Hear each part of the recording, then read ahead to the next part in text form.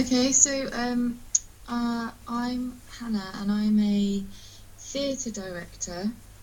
At the moment, I'm working on a show. Well, I'm working on Pride and Prejudice, where I am what's called the resident director. So I didn't actually lead direct the play. I assisted Deborah, who's the lead director, and now she's left the project and I have to take it on this huge tour. But so basically I started doing it maybe 6 years ago after drama school.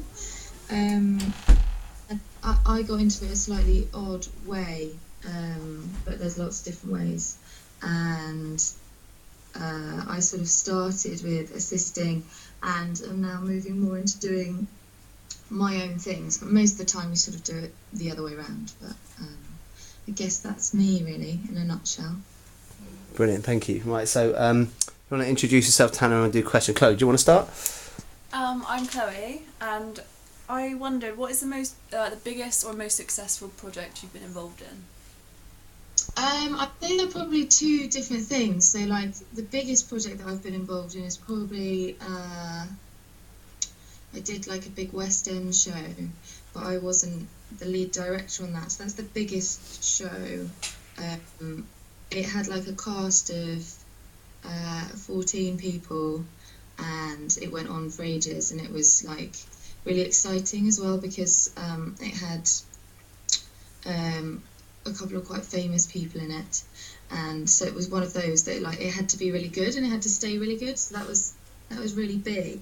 But then probably weirdly the most successful project that I've been involved in is a really tiny, it was literally a show which I directed, and it was in a shed, and it was a one-man show, and you could only fit 2 audience members in it to watch it, and it went really well, and it won a new writing award for innovation and creativity, and we had this really amazing team, and it sold out. I mean, it was only 2 seats, but it sold out for the entire sort of season, and then it went on to be published, and it just sort of went really well.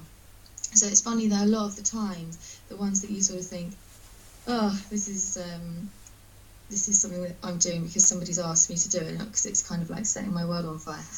Those are the ones that turn out being the sort of the really good ones that do really well. So it's not always the ones that you think are going to be smash hits, if you know what I mean. Thank you. Thank you. Caps? Hi, my name is Capriella. As my question is, have you ever had to work with really difficult writers, directors, or actors? Yes, is the short answer to that. On all 3, I would say. So I think the hardest thing to deal with is difficult actors. I think that's the hardest thing to deal with.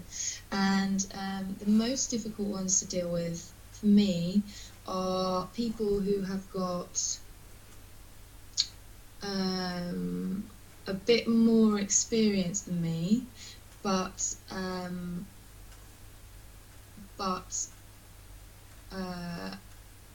won't if you feel like you definitely know that you're right about something, and an actor will just push back on you simply because you're young and female, that's really hard to deal with.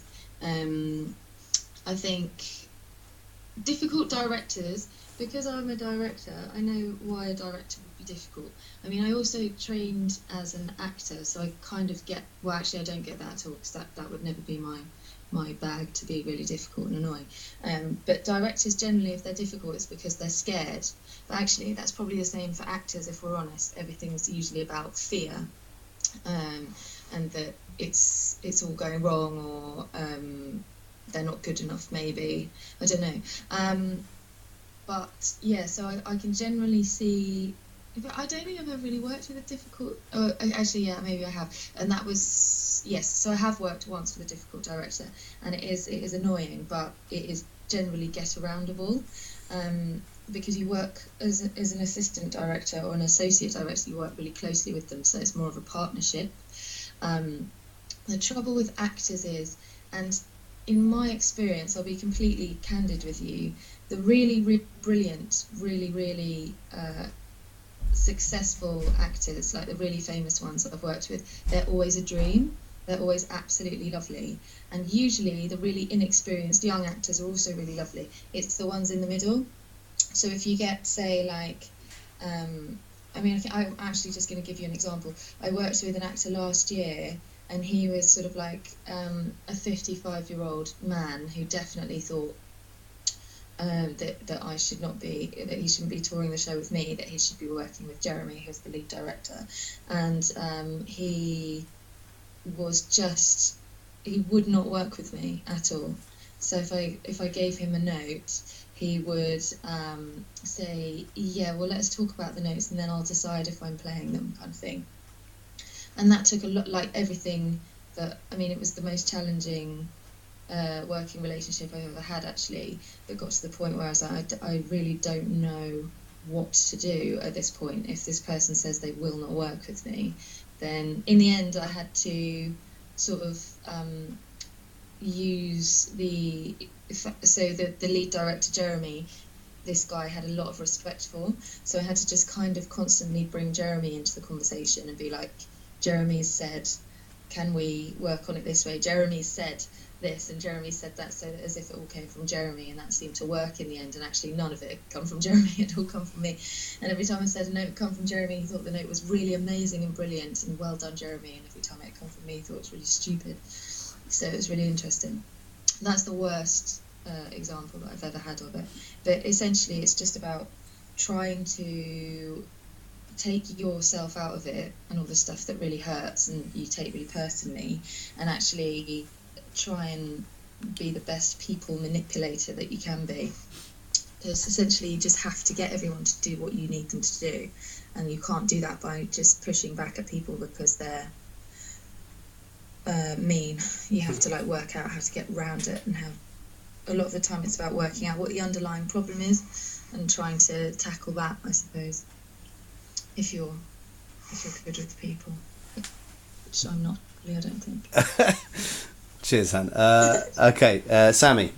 Hi, I'm Sammy, and my question is, looking back now, what would you tell your younger self?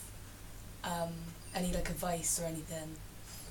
About getting into the industry, yeah, or just about getting into the industry. Into the industry. Don't be afraid of being crap. That's the one thing I would just say, because that's the one thing that like holds you back, I think. And maybe I don't think you have that so much as a younger person. I remember never sort of ever worrying about being bad. I was just always like, yeah, I'm great, that's all fine. But once I got to the point where I was I'd left drama school and was going into being a director, I'm constantly worried that was constantly worried that it's not good enough, or it's going to be bad, and all that does is just make you doubt things. So that would probably be the thing that I'd tell myself as a young director. As a young actor, I think it would just always be, don't worry about it, just go for it. Like don't just go for it. And I know that sounds like really vague and kind of general, but again, there's a lot of worry. There's always a worry about what you look like, or if what you're doing is good enough, or if you look right for the part, or if you're doing your best in that part. And I think all of those things are like human things that don't help, that you just got to kind of go, sod it, it's all fine. And if you have an instinct about something, anything, go for it. It's all about instinct, I think. So if you've got a part and you're like, God, I'd really love to do this, but I feel a bit embarrassed about that, or I feel like I should do this, but I think it's a bit crazy, just do it. And if it is really crazy, somebody will tell you not to, and that's fine. I have this phrase that I use with my students called strong but wrong. Like, if you're going to do it wrong, just really go for it and do it wrong really, really, really badly, if you get me. Like, there's no point in tentatively doing something wrong, just really get it wrong.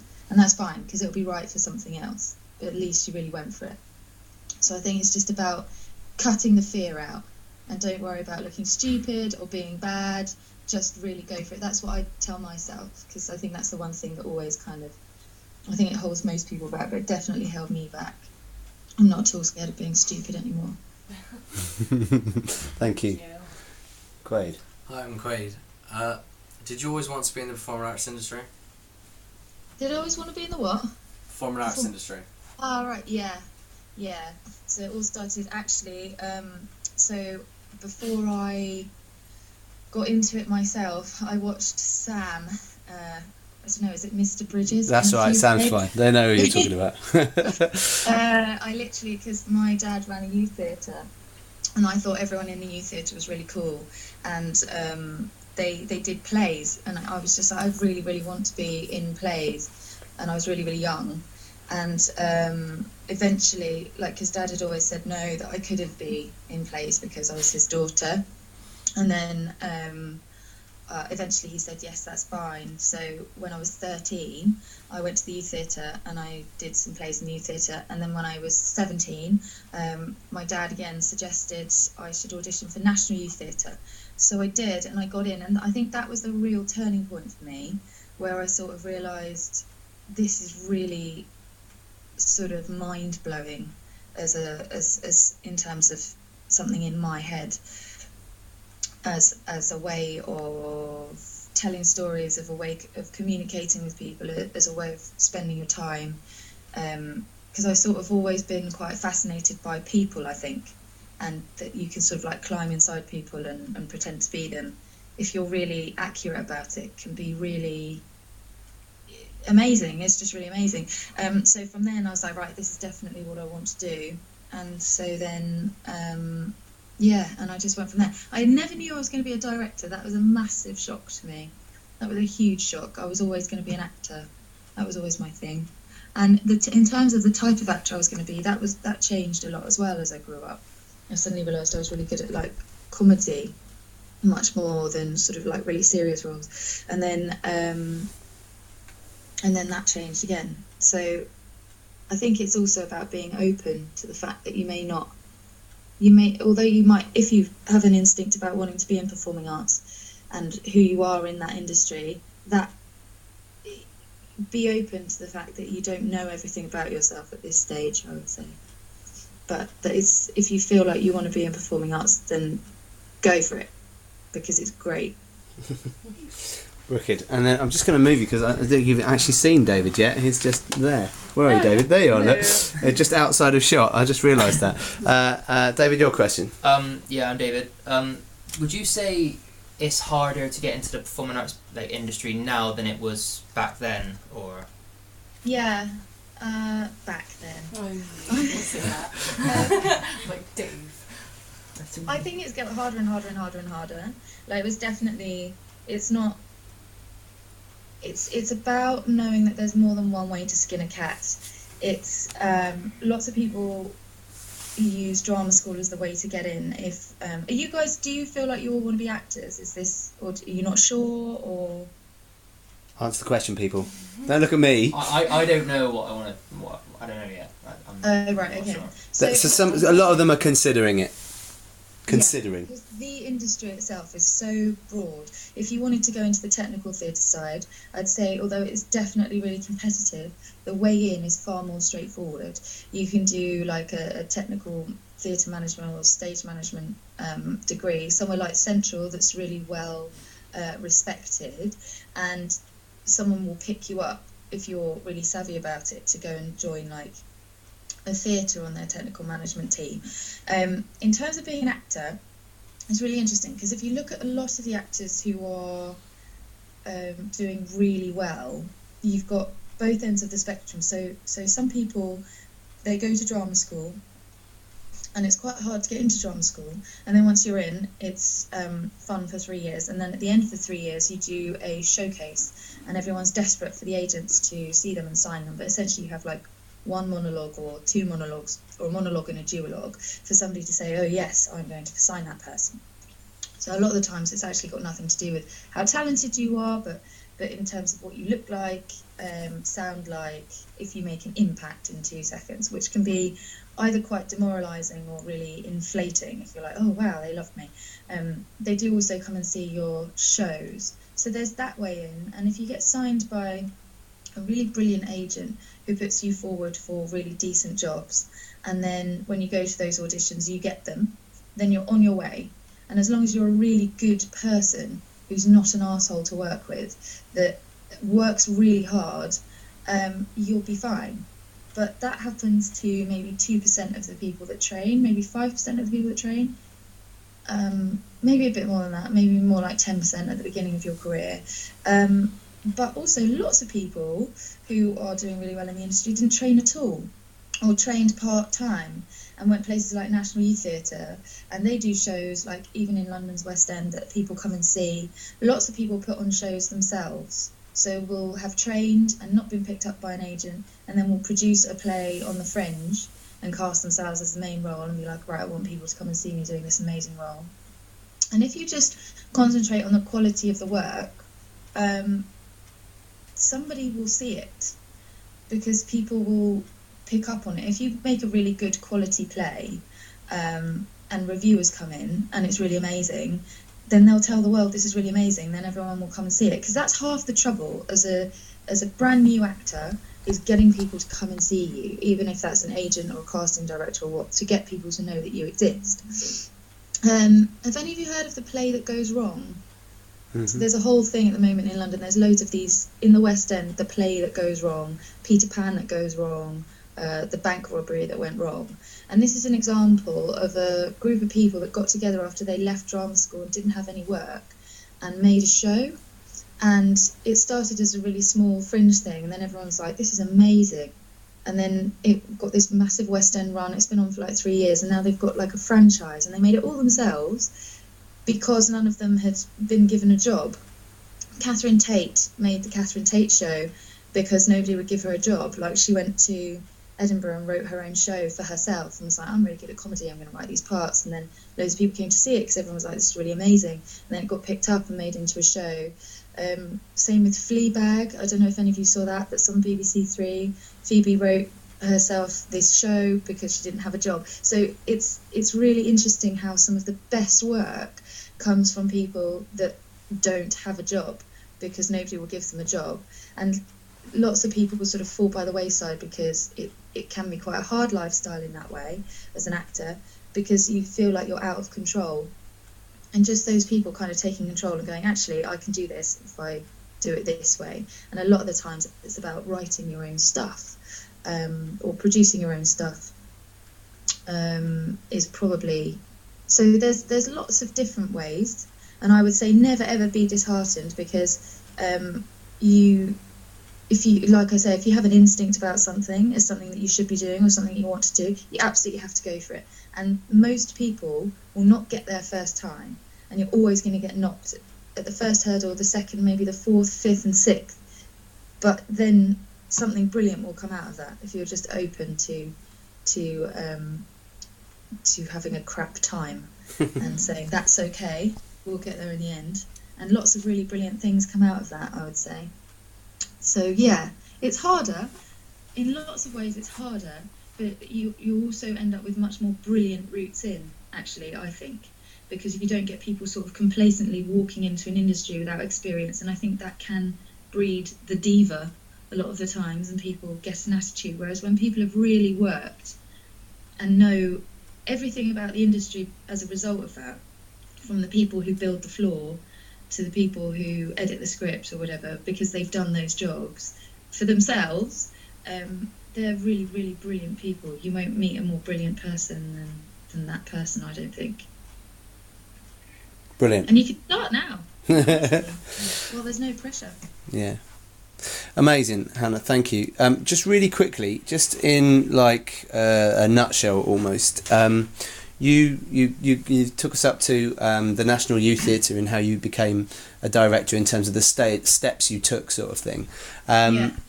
In terms of, these guys are currently at doing their A-levels, BTECs, in order to then go on to either university or drama school, dance school, or whatever it is they choose to do. After you leave education, are there any things that really helped you become a director? Sort of, what was the next step after drama school that really helped in that? Right. Well, what happened for me was the classic. So, as I was finishing drama school, I didn't have a job and I didn't have